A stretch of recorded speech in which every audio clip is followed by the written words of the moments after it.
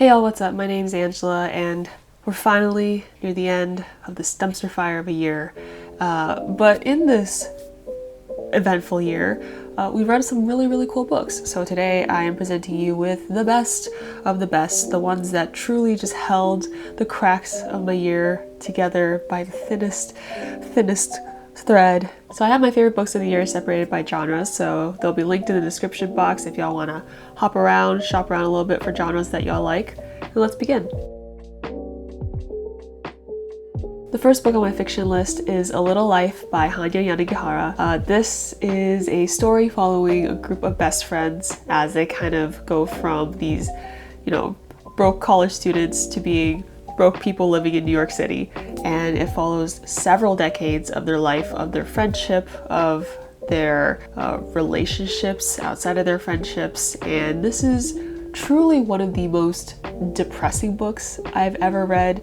But the reason why I like it so much and why I can't stop thinking about this book is because the amount of introspection and character study that the author does for each character is just truly astounding. Like, I feel like we take each character, we literally peel back every single layer of who they are as people. No stones are left unturned, and I feel like we get to the core of exactly who they are, what their motivations are, and it's such an interesting character study that I just can't stop thinking about this book. I want to reread it just because I want to re-meet these characters again. It's a depressing book, but I personally didn't cry through it. I don't know, maybe I have no heart, but I think it's just such a great character study. So absolutely one of my favorite books of the year. Next book is Where the Crawdads Sing by Delia Owens, and this is set in 1969 in a small village called Barkley Cove. There's a girl that lives there called Kaya. She's basically the town legend. She's known as Marsh Girl. She's very in touch with nature and less in touch with society, and so that makes her kind of an outcast. In that year, the town's it guy, Chase, is basically found murdered and killed, and so who is on top of the suspect list but Kaya? What I love about this book, and the reason why I can't stop thinking about it, is just how vivid this relationship that Kaya has with nature is described. Like, when I was reading it, I felt like I could almost taste the air that was on the marsh, or I could see how the town was set up. Everything was just so vivid and colorful and really well kind of painted. The setting was so alive, and the characters just fit into their own perfect little slots in this town.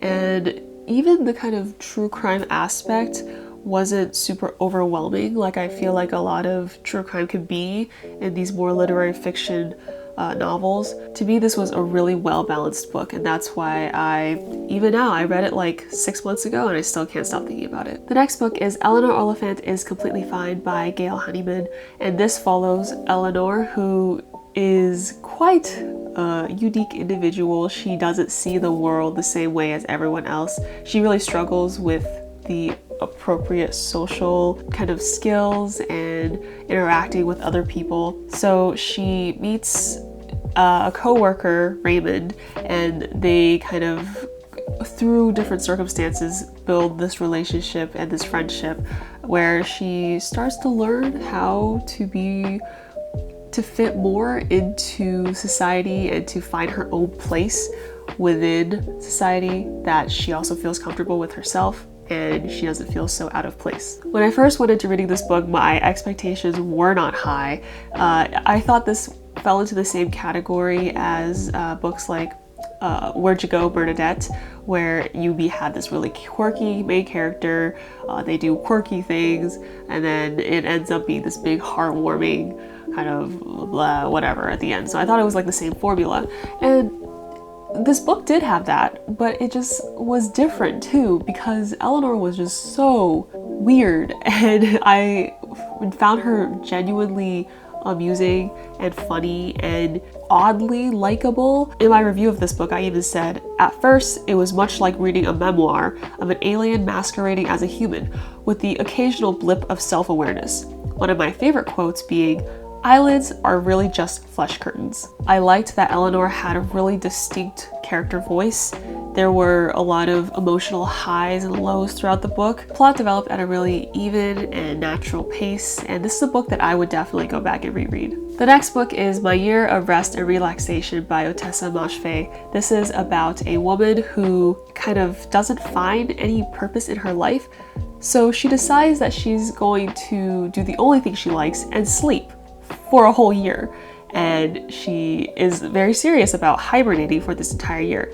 And throughout the book, what we do is we follow how she kind of gets up to that point in her life, her hibernation process, and like what she kind of learns from this whole year of rest and relaxation. This book was so interesting. I love a good character study, and there are very few characters in this book that we like really meet on like a personal basis. I think you get to really know maybe like less than 5 characters. Our narrator is just so unlikable, but also so interesting. Her view on life is so like concerning. I was genuinely concerned for her and her well-being, and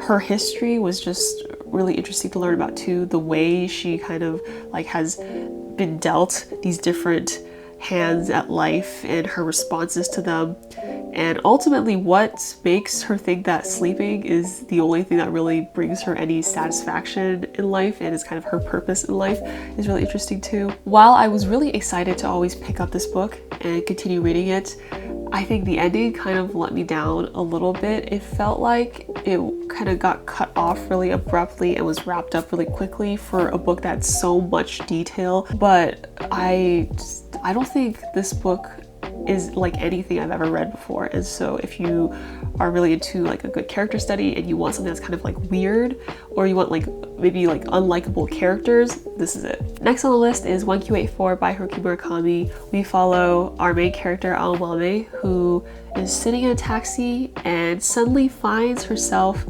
in an alternative universe that looks exactly like her own, but is also different. And she calls this alternative universe, instead of 1984, 1Q84. This book is such a wild ride and so beautifully written. I really love Haruki Murakami's writing style, and it's a romance. No, it's not a romance. It's a love story, and that's different. I really make that distinction because I think when you read the book, you'll understand why I call it a love story and not necessarily a romance. It's got these sci-fi elements because we're in this alternative universe. It's got kind of like elements of spirituality. It talks about cults. It's got magic realism. It's got a lot of culture within like music. Like you get a lot of music, classical music elements in here. It culminates in this thing that feels very mystical, and it feels like an experience. Words are really escaping me, but I think if there is any book that you should pick up from Haruki Murakami, this is a great one to start with.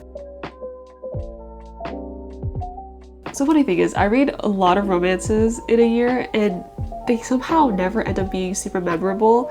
I think I basically have like 1 or 2 every year that I'm like, oh my gosh, this was so good. So yeah, this is my oh my gosh, this is so good pick of 2020. So my favorite romance that I read this year was The Kiss Quotient by Helen Huang. This follows our main character Stella, who kind of struggles with dating and the concept of romance. She wants love and romance, but she doesn't really know how to kind of like execute it. And she also has Asperger's, which kind of like complicates a lot of the relationships that she has with people. So she decides to learn how to romance by getting the services of a professional, basically an escort, called Michael. They end up having this agreement where Michael is kind of like her fake boyfriend to try to help her learn how to romance in a relationship. So I will be the first to admit, this story isn't perfect. It's pretty tropey. It's got some weird characterizations at some points, not to do with Stella. I think Stella is actually probably the most consistent character throughout this entire story. Rather, I think Michael is the one that is a little bit inconsistent sometimes. But what I really loved about this was their dynamic was fire, superb, top tier, and also the dynamic that Michael has with his family, top tier. I love Michael's mom. I want her as a main character. Like, every scene that happened with Michael's family or Stella interacting with Michael's family just like oof, just shot straight into my heart. So The Kiss Quotient is kind of like the book that I think about the most when I think about romances that I read this year, but I like to give an honorary shout out to Get a Life, Chloe Brown, for also being a romance that just blew me out of the water. I don't think I would ever want to reread it, but when I read it in one sitting. It was so good. The dynamic between Chloe and Red, it was just so like natural. They went from enemies to lovers really naturally, and the progression of the plot was so good. So like honorable mentions go to Get a Life, Chloe Brown. So this year I've grouped thriller, suspense, and horror all into one category. I didn't read as many from those categories that I thought I did, but the one that really stood out to me was The Luminous Dead by Caitlin Starling. So The Luminous Dead follows Jair Price, who has basically lied her way into getting this lucrative position as an explorer for this unknown planet. There have been a lot of people who have attempted this expedition but have not made it out alive, but the reason she takes it is because the pay is so good. So this expedition is interesting in that Jair has this controller who basically can control her bodysuit and gives her directions on where to go, what to look for. There's this weird relationship between Jair and her controller M, and M has secrets about this expedition that she's not telling Jair, and basically all of these elements build into this thriller suspense about a person being by themselves and alone and not knowing what's coming next. I normally don't think I get afraid of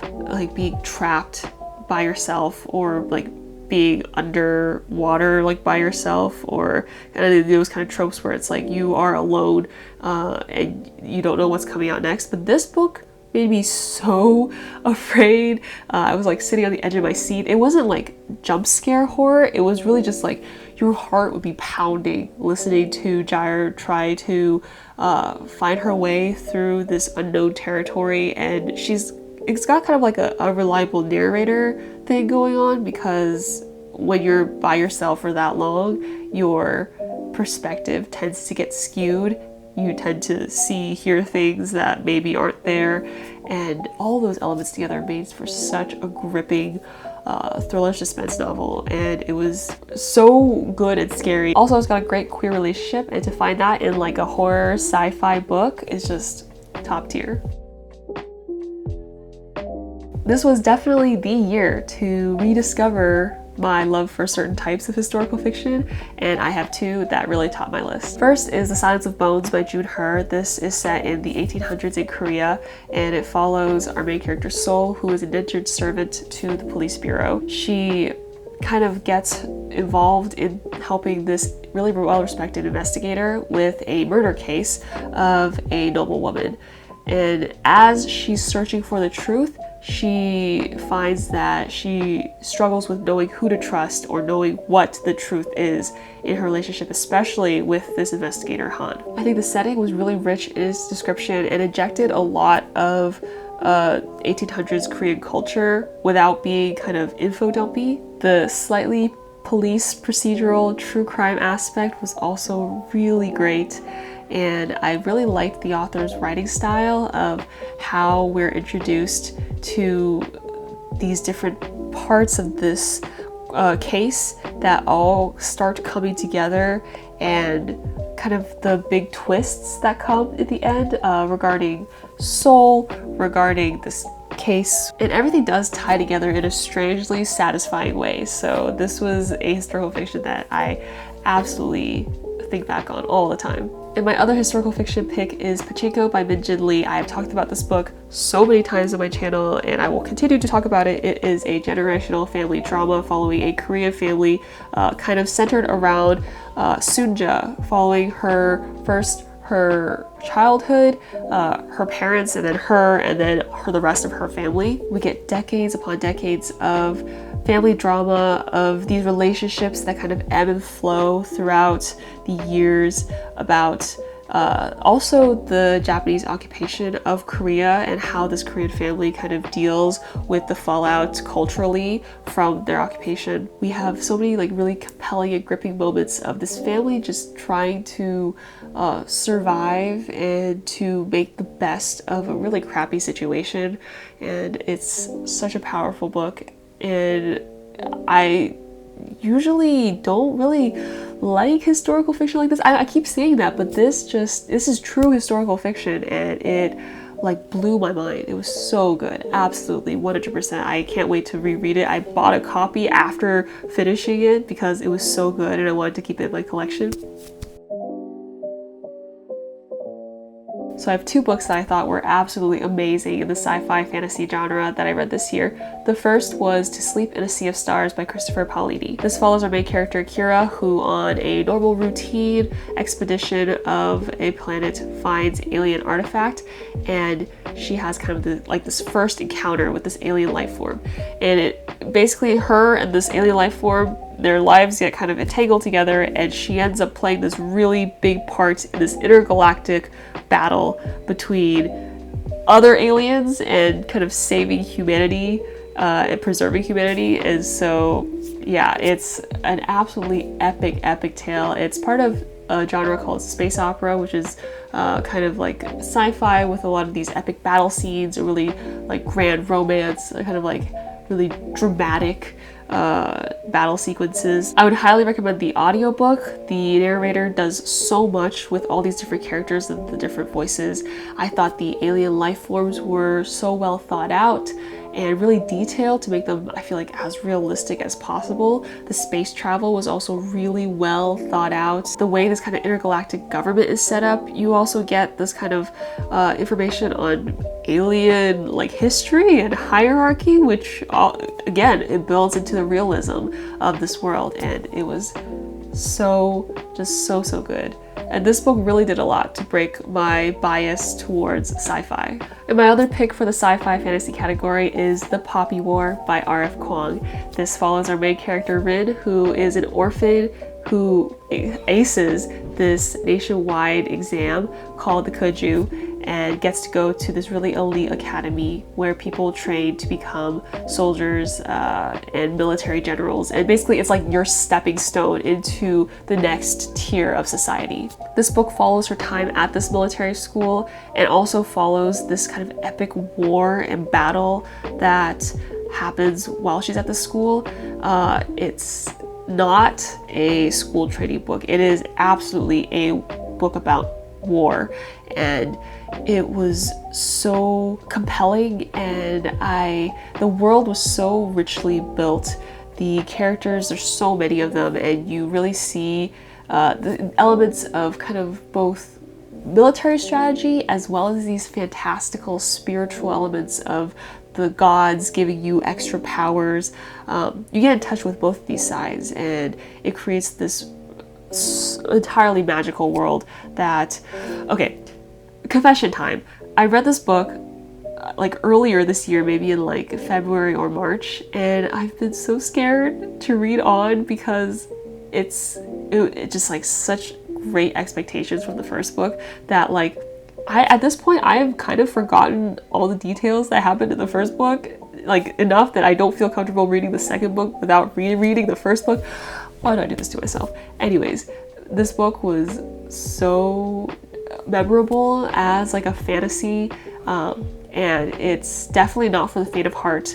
It's absolutely a book about war, about the devastations of war, about the politics of war, and it is so freaking good. And if I haven't finished this series by the end of the next year, please someone remind me to finish it. Oh my god, I have to get over the expectations. It's such a good series and absolutely one of the best fantasy books I read this year. And those are the best books that I read in the year of 2020. Please let me know some of your top picks. If we had any overlaps, that'd be really cool. And yeah, hope you enjoyed this video. Thank you for watching. If you like what you saw, please click like. And if you want to see more, click subscribe, and see you all next time.